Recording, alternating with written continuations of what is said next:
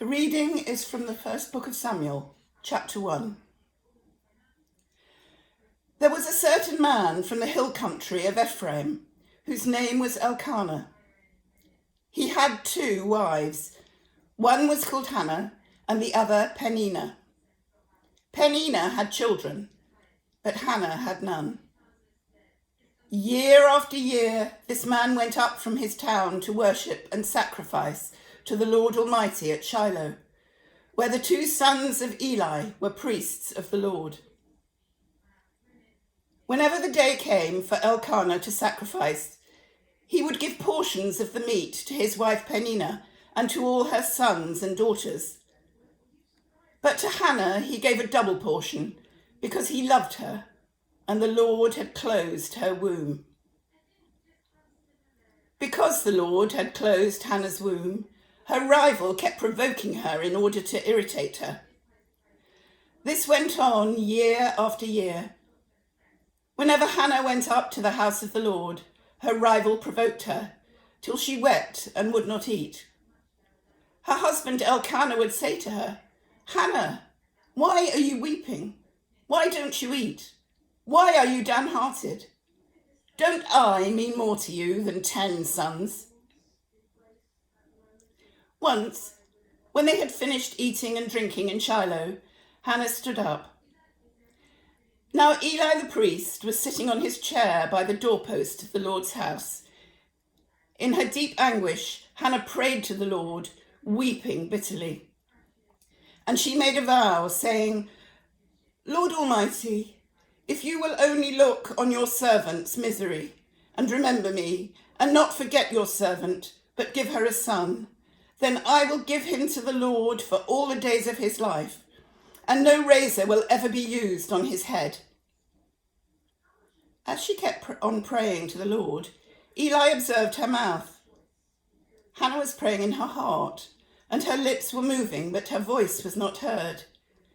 Eli thought she was drunk, and he said to her, "How long are you going to stay drunk? Put away your wine." "Not so, my lord," Hannah replied. "I am a woman who is deeply troubled. I have not been drinking wine or beer. I was pouring out my soul to the Lord. Do not take your servant for a wicked woman. I have been praying here out of my great anguish and grief." Eli answered, "Go in peace, and may the God of Israel grant you what you've asked of him." She said, "May your servant find favor in your eyes." Then she went away and ate something, and her face was no longer downcast. Early the next morning they arose and worshipped before the Lord, and then went back to their home at Ramah. Elkanah made love to his wife Hannah, and the Lord remembered her. So in the course of time, Hannah became pregnant and gave birth to a son. She named him Samuel, saying, "Because I asked the Lord for him." When her husband Elkanah went up with all his family to offer the annual sacrifice to the Lord and to fulfill his vow, Hannah did not go. She said to her husband, "After the boy is weaned, I will take him and present him before the Lord, and he will live there always." "Do what seems best to you," her husband Elkanah told her. "Stay here until you have weaned him. Only may the Lord make good his word." So the woman stayed at home and nursed her son until she had weaned him. After he was weaned, she took the boy with her, young as he was, along with a 3-year-old bull, an ephah of flour, and a skin of wine, and brought him to the house of the Lord at Shiloh. When the bull had been sacrificed, they brought the boy to Eli. And she said to him, "Pardon me, my lord. As surely as you live, I am the woman who stood here beside you, praying to the Lord.